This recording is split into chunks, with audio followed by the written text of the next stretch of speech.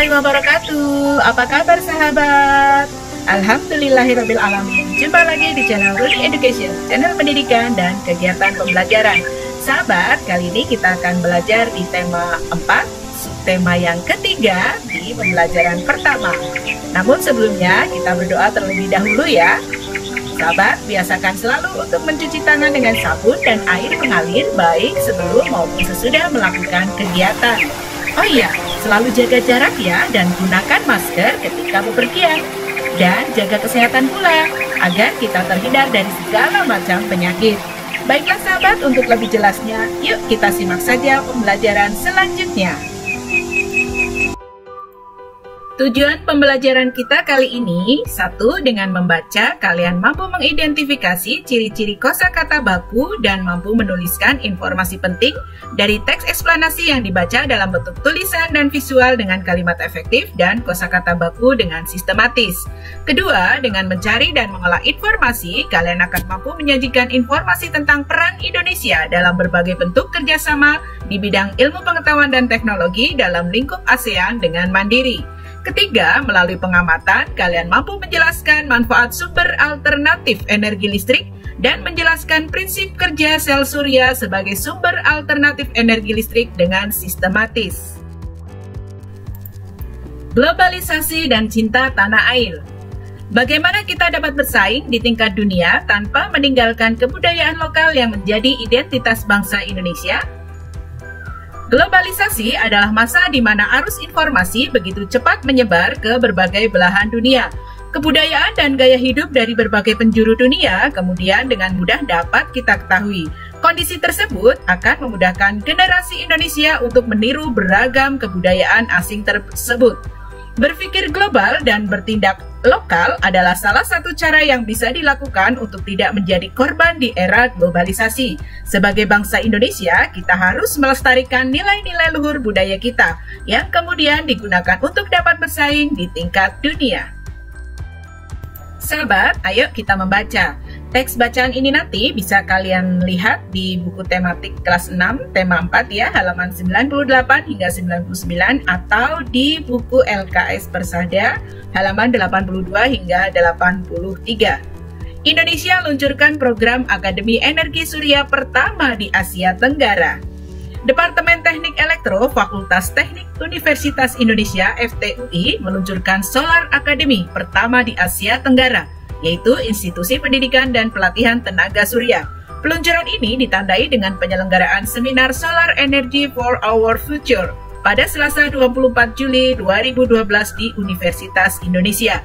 Seminar dihadiri oleh para pakar energi dari Jerman, wakil dari ASEAN, serta pemerintah selaku penentu kebijakan energi nasional. Seminar membahas tentang potensi, perkembangan, serta penggunaan energi terbarukan tenaga surya di Indonesia dan di Asia Tenggara. Indonesia dan negara-negara di Asia Tenggara merupakan negara kaya potensi sumber energi terbarukan, khususnya tenaga surya.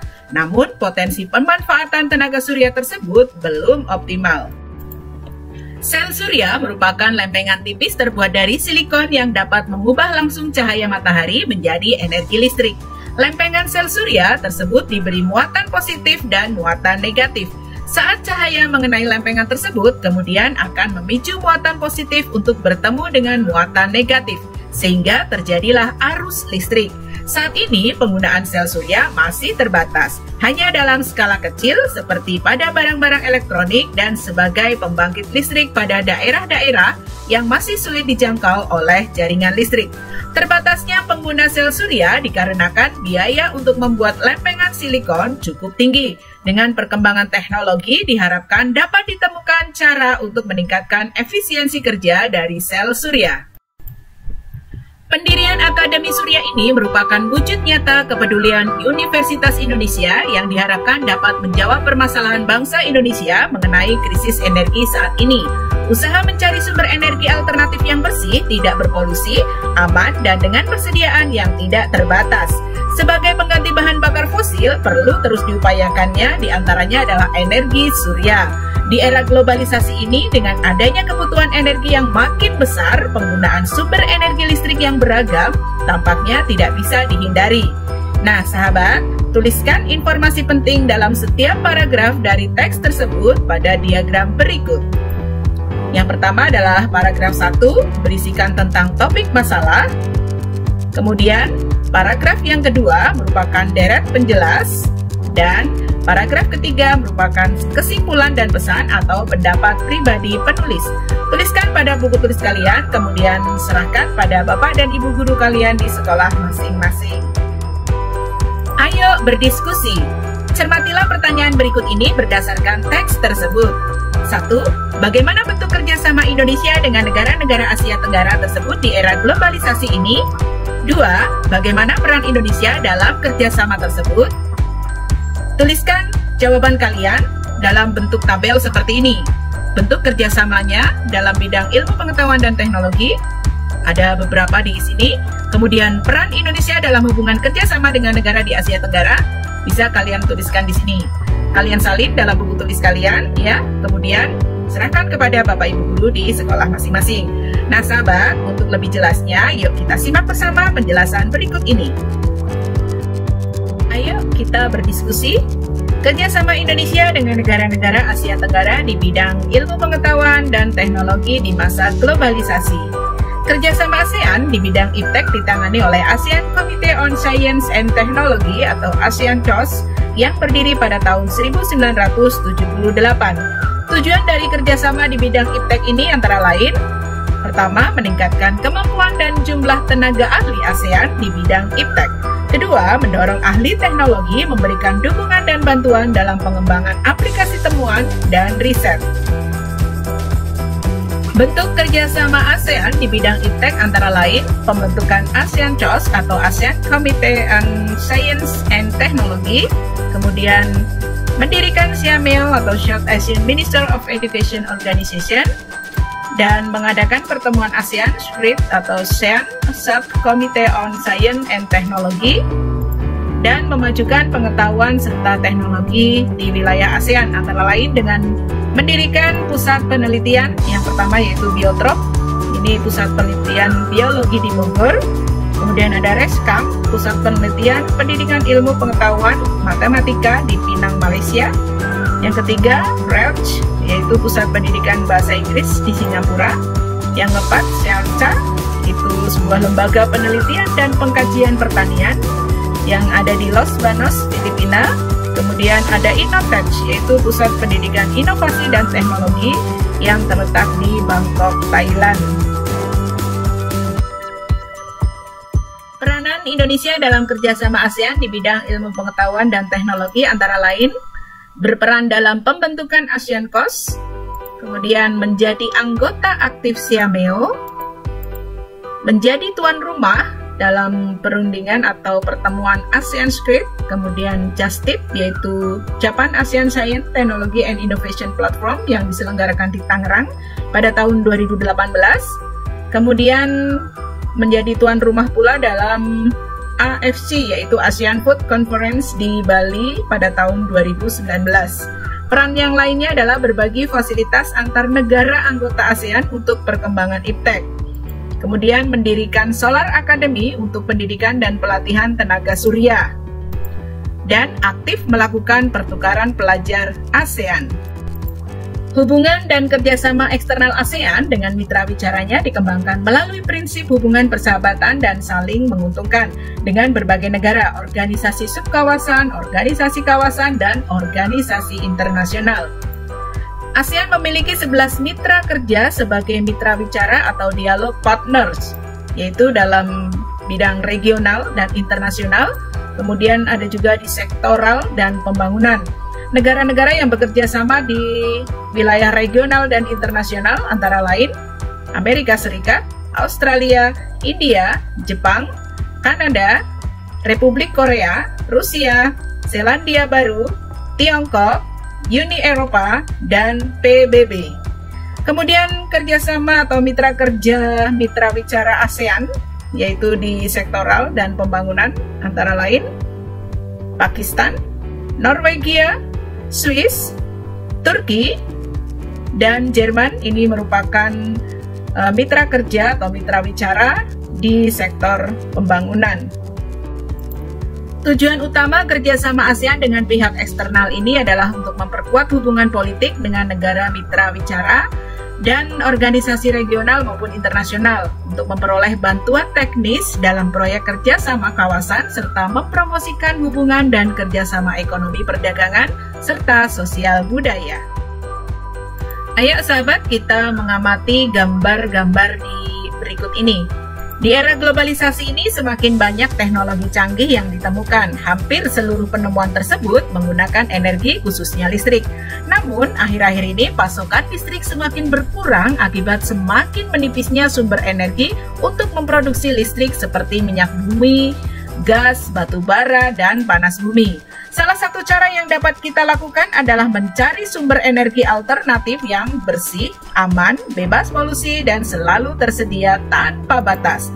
Salah satu bentuk energi alternatif tersebut adalah sel surya. Kalian telah membaca sedikit informasi tentang prinsip dasar dari cara kerja sel surya.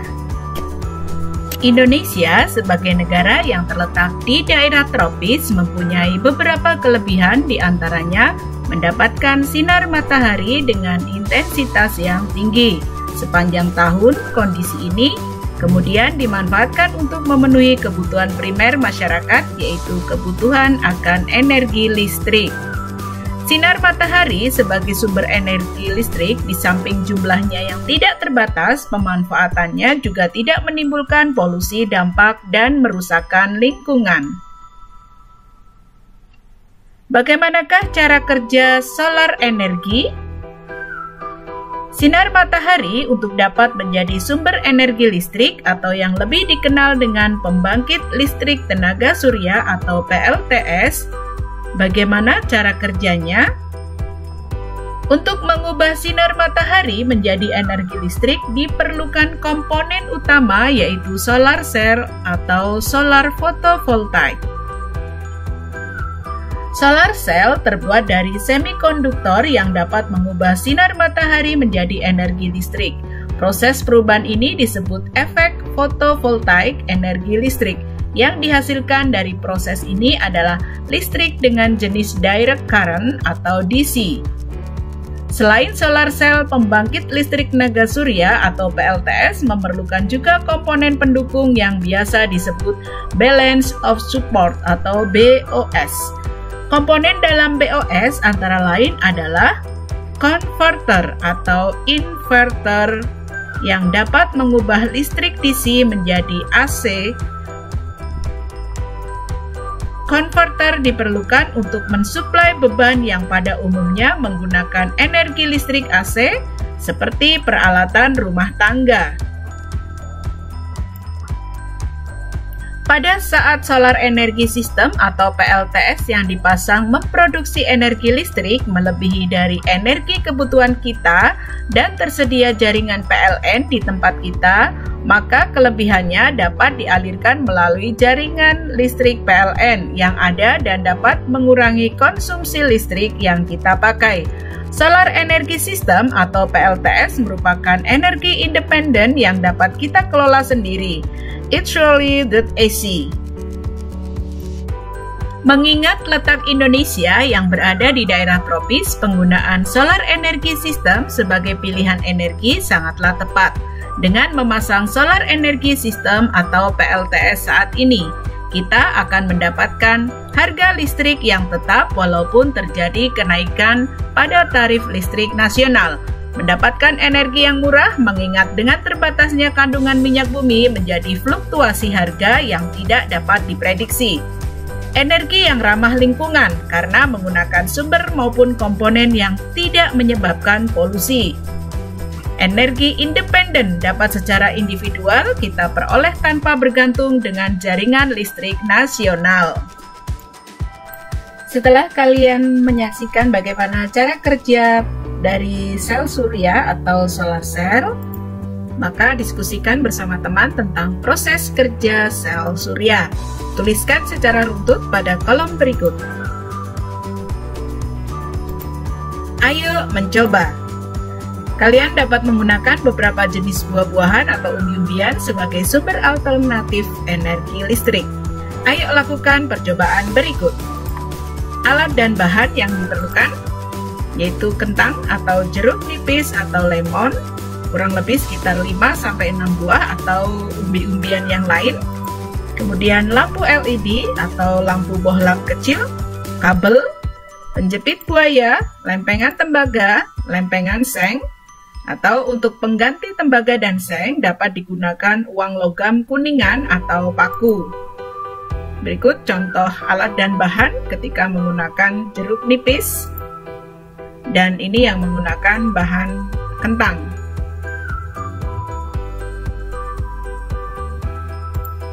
Langkah percobaan: 1. Tusukkan lempengan tembaga dan seng ke dalam kentang mentah atau ke jeruk nipis ya.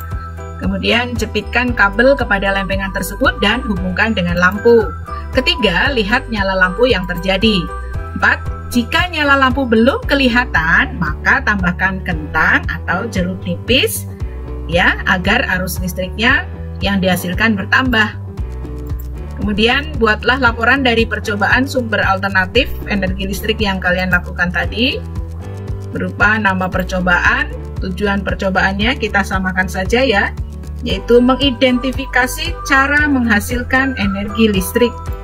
Kemudian alat dan bahan, silakan kalian salin yang tadi atau yang perlu kalian ditambahkan saja. Kemudian langkah kerjanya, nah di sini langkah kerjanya atau hasil dari percobaan bisa kalian salin kembali atau bisa kalian tambahkan dengan percobaan yang sudah kalian lakukan, yaitu pada percobaan menghubungkan antara 1, 2, 3 buah kentang atau beberapa buah jeruk nipis dengan kabel yang sudah dipasang lampu LED, apakah terjadi lampu menyala atau tidak menyala ya. Ketika mencoba dengan 1 buah kentang atau 1 jeruk nipis, kondisi lampu bagaimana, menyala atau tidak ya. Kalau tidak menyala ya ditulis tidak menyala, kalau menyala ya ditulis menyala. Kemudian dengan mencoba jumlah kentang atau jeruk nipis 2, 3, 4, 5 sampai 6, apakah kondisi lampunya menyala ataukah menyala redup atau menyala terang ya. Silakan kalian mencoba untuk merangkai listrik tadi dengan menggunakan bahan alternatif dengan percobaan 1, 2, 3 hingga 6 buah kentang atau jeruk nipis. Dan kesimpulannya adalah bisa kalian tuliskan dari pengamatan percobaan yang telah dilakukan tadi, dapat disimpulkan bahwa kentang atau jeruk nipis itu mengandung cairan apa ya, yang dapat menghasilkan energi apa sehingga lampu dapat menyala. Nah, sahabat, bisa kalian lihat di sini percobaan dengan beberapa buah kentang, ini dengan 5 kentang, kemudian ini dengan 3 kentang. Silakan kalian coba sendiri ya, nanti dicoba mulai dari 1 sampai 6 kentang, dan yang ini adalah contoh yang menggunakan beberapa buah jeruk nipis. Oke sahabat, selamat mencoba. Bagaimana pembelajaran kali ini?